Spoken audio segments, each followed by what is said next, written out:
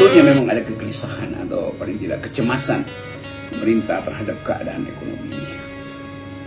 Kemampuan publik untuk membackup pemerintahan Presiden Prabowo tentu hanya mungkin bila ada semacam sinyal tentang arah kehidupan politik dan ekonomi terutama di tahun inilah, kita bicara tahun ini aja. Jadi itu yang menerangkan kenapa orang kemudian mulai mendiskusikan apa sebetulnya yang jadi alasan fundamental atau alasan signifikan sehingga bergelombang-gelombang para pengusaha ini yang disebut sebagai oligarki atau konglomerat datang ke atau diundang oleh Presiden Prabowo. Kan kita mengerti bahwa pertemuan itu pasti tentang sesuatu yang betul-betul kritikal, sesuatu yang bahkan mungkin ditafsirkan sebagai kedaruratan. Dan setiap sebut aja setiap konsesi politik yang hendak ditagih oleh para pemodal ini tentu punya akibat terhadap demokrasi. Demikian sebaliknya, setiap konsesi ekonomi yang hendak ditagih atau dalam bahasa yang lebih aman dinegosiasikan oleh pemerintah dengan para konglomerat ini, dengan para oligarki ini, tentu ada efek tukar tambah politik. Jadi itu yang kita sebut sebagai upaya membaca Indonesia dalam perspektif political economy itu. Dan kita mulai menduga bahwa ketidakmampuan pemerintah untuk menghasilkan pendapatan melalui ekspor, melalui pajak, melalui segala macam retribusi itu akhirnya mulai terlihat. Sementara pemerintah punya beban berat untuk menyelenggarakan fungsi-fungsi dasar perintah konstitusi, yaitu mencerdaskan bangsa, memberi makan dalam pengertian merawat kaum miskin. Kan itu yang jadi soal di kita hari-hari ini. Pada saat yang sama tentu pemerintah juga menghitung berapa banyak revenue atau keuntungan yang akhirnya lenyap gara-gara Pertamina. Sudah dikorupsi Pertaminanya, itu artinya pemasukan negara tidak diperoleh, dan mulai ada semacam ras dalam pengertian tidak percaya lagi pada pom bensin Pertamina, sehingga pemasukan negara melalui penjualan di SPBU pasti berkurang kan. Jadi kita ada di dalam satu keadaan untuk mulai membaca apakah ini yang kita sebut sebagai awal dari krisis ekonomi yang mungkin juga akan dibaca lebih bagus di dalam figur-figur, maksudnya angka-angka potensi krisis fiskal dan krisis moneter. Jadi sebetulnya kita hanya bisa menduga dengan kuat bahwa Presiden Prabowo memanggil mereka yang punya modal untuk mungkin bicara tentang semacam strategi penyelamatan ekonomi Indonesia. Selalu bisa melihat sejarah ekonomi politik Indonesia di dalam perspektif yang mirip dengan hari ini, yaitu di tahun-tahun akhir, mungkin pertengahan atau menjelang 96, 97, Presiden Soeharto pernah mengumpulkan mereka yang dulu disebut kelompok Jimbaran, yang isinya adalah pengusaha-pengusaha yang berkumpul di dalam dulu ada namanya Prasetya Mulia, Institut Prasetya Mulia. Jadi kira-kira mungkin ada 20 konglomerat besar pada waktu itu dikumpulkan oleh Presiden Soeharto untuk meminta semacam atau menuntut sebetulnya kontribusi mereka di dalam ekonomi Indonesia itu. Ada tentu kita tahu pada waktu itu ada yang paling terkenal dulu Lim Swee Leong, lalu ada Prayogo Pangestu, dan macam-macam di situ tuh pengusaha-pengusaha yang sampai sekarang tentu bisnis emporium mereka itu masih sangat kuat, bahkan punya efek untuk menimbulkan instabilitas kalau terjadi kemacetan bisnis pada waktu itu, karena ekspansi bisnis dari yang kita sebut dulu konglomerat sebelum reformasi itu betul-betul menguasai hampir semua sektor ekonomi, dan bahkan ada koneksi dengan yang disebut Chinese overseas di dalam pertemuan di Hong Kong, Singapura. Jadi kita tahu bahwa ada kelompok pada waktu itu yang disebut kelompok Jimbaran atau atau kelompok prasetya mulia ini yang betul-betul mengerti dengan artinya punya kekuatan ekonomi dengan impact politik. Kan itu intinya kan. Dan kita masih ingat bagaimana tulisan-tulisan siapa ini peneliti Indonesia, Richard Robinson tentang The Rise of Capital, lalu tulisan-tulisan yang lebih taktis beroposisi dari David Jenkins, dulu disebut Jenkins Paper, yang mengulas terus-menerus hubungan antara militer dan bisnis di era Pak Soeharto. Nah, kita mau terangkan itu bahwa Indonesia juga pernah ada di dalam momentum yang sama ketika Pak Harto menganggap bahwa kalian konglomerat ini kan udah kaya raya tuh. Nah, coba kasih dulu lah semacam apa dulu Pak Harto menganggap saatnya kalian membantu negara tuh. Nah, itu artinya ada kewajiban untuk bersakat pada keadilan sosial. Nah, kira-kira itu yang dipahami dulu oleh Pak Harto sehingga menimbulkan kontroversi. Apakah negara boleh mengatur bisnis? Bukankah bisnis itu punya semacam sinyal yang rasional sehingga kalau terlalu banyak diarahkan itu berarti juga kalkulasi perencanaan bisnisnya bisa berantakan. Tetapi itu yang terjadi, itu kekuasaan Orde Baru pada waktu itu mampu mengumpulkan atau pada akhirnya harus mengumpulkan konglomerat ini yang sekarang disebut oligarki untuk meminta atau bahkan memerintahkan, bukan sedang meminta, untuk menyumbang pada negara. Dan kita tahu pada waktu itu ada perlawanan dari modal sehingga analisis banyak dihasilkan dari peristiwa itu bahwa kapital itu, the rise of capital itu ada di dalam kondisi yang memungkinkan terjadinya transformasi sosial. Tapi kemudian memang terjadi semacam transformasi, tapi bukan revolusi sebetulnya, semacam transisi yang kita sebut sebagai era reformasi.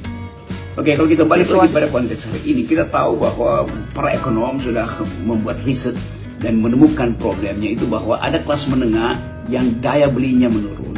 Ada kelas menengah yang mulai memangkas konsumsi. Ada kelas menengah yang mulai menggerogoti tabungannya sendiri. Dan secara sosiologis, kelas menengah yang resah ini itu punya potensi untuk melakukan tekanan politik. Demo lah atau mbalelo, berupaya untuk makin cerewet pada pemerintah.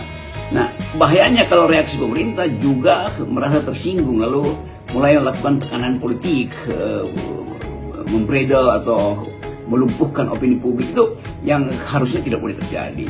Tetapi sekaligus kita mengerti bahwa keadaan hari-hari ini disebabkan oleh imbas dari kebijakan presiden sebelumnya, yaitu Presiden Jokowi, yang menyebabkan kelas menengah ini turun kelas. Kan impact akibat dari kebijakan Presiden Jokowi di masa lalu, kelas menengah ini turun kelas. Dan bagi mereka turun kelas itu artinya turun gengsi. Turun gengsi itu artinya ada kecemasan eksistensial, bagaimana bisa bangkit lagi enggak. Sementara anak-anaknya mungkin mulai mengeluhkan pada orang tuanya, kenapa nggak ada belanja tambahan, kenapa nggak ada hadiah, kenapa nggak ada hobi yang dibatalkan. Kan semua itu menimbulkan semacam kekalutan psikologi di dalam rumah tangga tuh. Jadi rumah tangga kelas menengah hari ini betul-betul resah dengan keadaan ekonomi yang makin lama makin memburuk tuh. Sementara mereka membaca literatur, berita atau analisis baik di media sosial atau dalam jurnal bahwa terjadi kesenjangan, bahwa kalangan atas itu tetap bertumbuh, kalangan bawah sedikit banyak bisa dikendalikan melalui dana-dana sosial, kan BLT, jaminan kartu ini kartu itu. Jadi wilayah atasnya itu kompak dan mungkin karena terlalu besar maka pertumbuhannya dia itu menjadi eksklusif. Sementara yang bawah ini justru teratasi dengan social safety net dari pemerintah atau BLT atau pembagian gratis segala macam itu karena subsidi. Tapi yang di sini dia nggak tahu mau ngapain nih, karena dia memang adalah lapisan kelas yang betul-betul hidup dari profesionalitasnya, hidup dari keahliannya tuh. Nah, mereka ini yang kita sebut kelas menengah yang berupaya untuk bertahan, tapi makin lama dia tahu bahwa nilai tukar macam-macam kebutuhan konsumsi sehari-hari itu makin lama makin tak terbeli lagi itu. Dan sementara itu kelas menengah ini yang memantau pergerakan atau volatilitas falas mata uang asing yang kadang kala bagus, terus tiba-tiba drop lagi bagus. Dan bagi mereka, bagaimana membuat perencanaan hidup kalau tidak ada semacam kepastian di dalam membangun bisnis tuh. Nah, mereka inilah yang kita boleh duga yang lagi resah, dan mereka diam-diam sebetulnya mensponsori gerakan-gerakan sosial. Jadi kalau mahasiswa demo, ya ibu-ibu, mak-mak datang bawa makanan gratis, dan secara psikologi merasa bahwa gerakan mahasiswa itu ada gerakan yang jujur untuk memulihkan kembali perekonomian, terutama program kelas menengah. Tapi juga mereka yang kemudian dibully oleh komentator-komentator istana kan. Jadi sekali lagi kita mesti baca ini sebagai keadaan yang sebetulnya berbahaya, karena kelas menengah yang marah itu tidak ada cara lain untuk menyogok mereka, karena mereka menilai bahwa yang mereka inginkan yaitu kepastian berusaha itu tidak dijamin. Yang mereka ingin lihat ada politik yang bermoral, berakhlak itu, atau etika publiknya tidak jalan. Jadi mereka adalah kelas menengah yang mulai menantang legacy dari ekonomi yang ditinggalkan buruk oleh pemerintahan Jokowi. Nah, kalau kita coba deteksi dengan akal pikiran, apa sebetulnya reaksi para pengusaha ini ketika dipanggil oleh kekuasaan? Pasti akan ada reaksi, karena kapital itu, kalau kita belajar sedikit tentang Marxisme itu, akumulasi itu adalah hal yang tidak boleh terhalang oleh kekuasaan. Dan modal itulah yang justru pada akhirnya akan diperlukan oleh kekuasaan. Dan pemerintah di dalam cara berpikir Marxis itu hanyalah panitia untuk mengorganisir percepatan akumulasi kapital. Jadi kalangan yang punya harta atau kapital yang betul-betul kuat dan kokoh itu menganggap bahwa kekuatan itu bisa menyebabkan mereka mendikte politik kan. Jadi itu yang membuat kita menduga bahwa karena pemerintah tahu bahwa ada modal yang sangat kuat di kalangan oligarki ini dalam bentuk karakter atau organisasi modal, dan itu pada akhirnya akan mendikte politik. Karena Indonesia atau pemerintah gagal untuk mengumpulkan supaya APBN melalui ekspor, melalui sumber daya mineral kita, melalui pajak, retribusi segala macam. Nah, ini boleh kita duga bahwa akan ada negosiasi antara kekuatan modal ekonomi dan kapasitas politik dari kabinet Pak Prabowo. Jadi kita sebetulnya boleh menduga secara akademis bahwa ada konfrontasi diam-diam antara para pemodal ini yang menganggap bahwa mereka toh tidak mampu untuk terus-menerus dianggap sebagai penyebab kesenjangan, disparitas sosial. Mereka menganggap bahwa ya mereka sudah bekerja atau berupaya sebagai pebisnis yang betul-betul menginginkan ada pertumbuhan.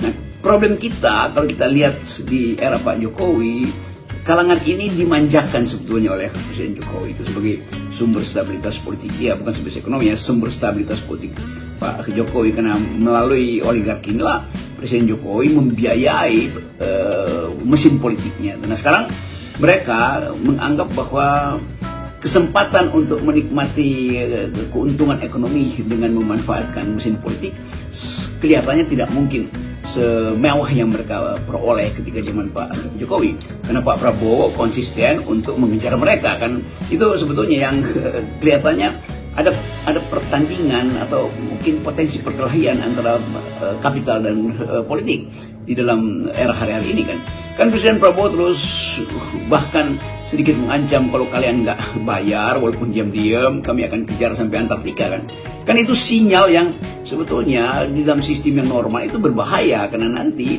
tidak akan ada lagi rasionalitas di dalam berbisnis, tetapi itu juga konsekuensi dari aktivitas bisnis yang kadangkala penuh dengan siasat, penuh dengan fraud yang disebabkan oleh tadi mumpungisme di dalam hubungan antara modal dan penguasa.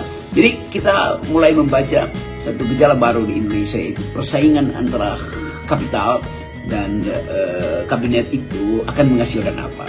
Jadi sekali lagi ini potensi untuk membaca bahwa Indonesia kembali masuk di dalam saja teori perubahan reformasi kedua tuh, dan tanda-tanda itu kita mulai lihat sejak 100 hari pertama Presiden Prabowo yang terlihat bahwa ekspektasi publik terhadap beliau itu tidak cukup berhasil dipertahankan oleh pembawaan politik dari kabinet yang sangat besar dan dianggap masih poros.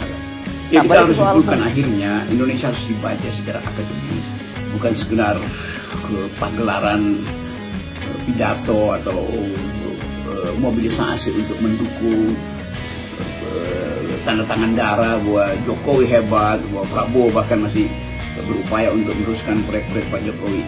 Kita balik lagi pada prinsip bahwa APBN itu adalah batas dari ambisi politik seorang presiden, dan kelihatannya APBN yang sekarang itu harus dipakai secara sangat seksama untuk membujuk kelas menengah itu supaya seperti kepentingan politik mereka tidak tumbuh menjadi oposisi yang tak terkendali lagi. Jadi terutama terhadap kelas menengah ini, pemerintah Prabowo saya kira akan memberi perhatian yang maksimal tuh.